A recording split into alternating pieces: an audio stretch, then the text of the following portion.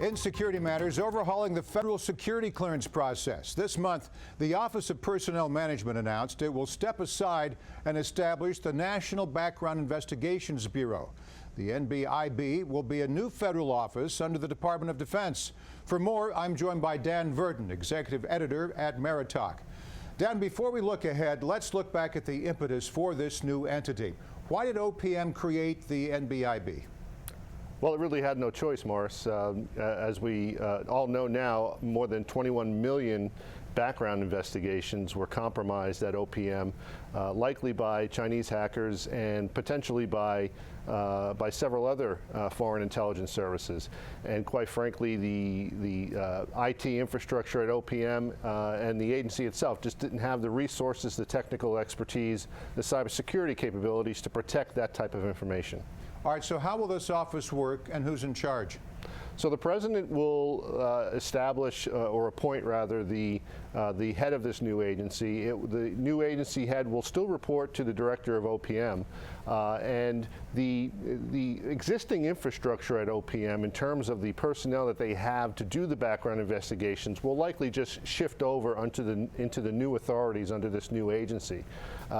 What you will have that's different here, however, is that the actual systems, the databases, and the protection of this information will now shift from OPM to the Department of Defense, which has at its resources in terms of cybersecurity expertise, the likes of the NSA and other experts. Now, from a staffing and budgetary standpoint, what does the Obama administration need from Congress to create the NBIB, and are they likely to get it?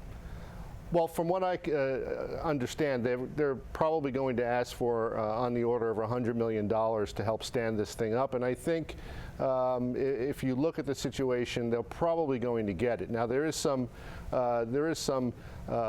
pushback coming from Congress in terms of whether or not this is really necessary to create a new bureaucracy, but in all likelihood, they will get the resources they need to stand up this new organization. Now, I've got more on that right now. House Oversight and Government Reform Committee Chairman Jason Chaffetz criticized the move. He says simply creating a new government entity doesn't solve the problem. Does he have a point? He does have a point. You know, I'm unclear as to what this will actually do in terms of protecting the information. The information that we're concerned about is already gone. The real issue here, the real security problem here is that the most sensitive information that, from a counterintelligence perspective, that we're concerned about is already out.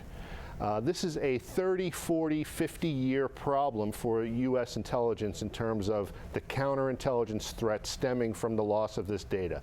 So just creating a new agency is not going to solve that problem. That problem is going to be with us, like I said, for decades. There is a legitimate concern, I think, here that all we're doing is really creating window dressing on this problem. So it will really, I think, fall to the Defense Department to come up with a new plan and a new IT infrastructure and architecture to really protect the information going into this system from this point forward. Got a good point. Dan, before you go, I'd like to talk about another report from your team at MeriTalk. It's generating some buzz. FedRAMP Fast Forward suggests the government's cloud certification process costs too much money, takes too much time, and needs a major facelift. Explain.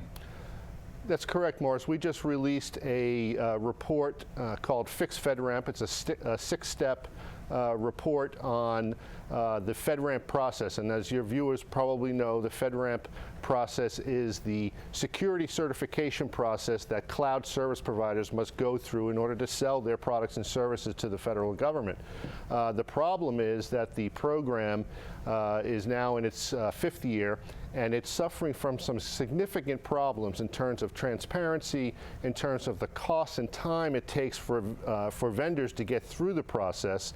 And the problems are significant enough that there's a real possibility that FedRAMP may actually be on a road to failure if these issues are not addressed by the administration.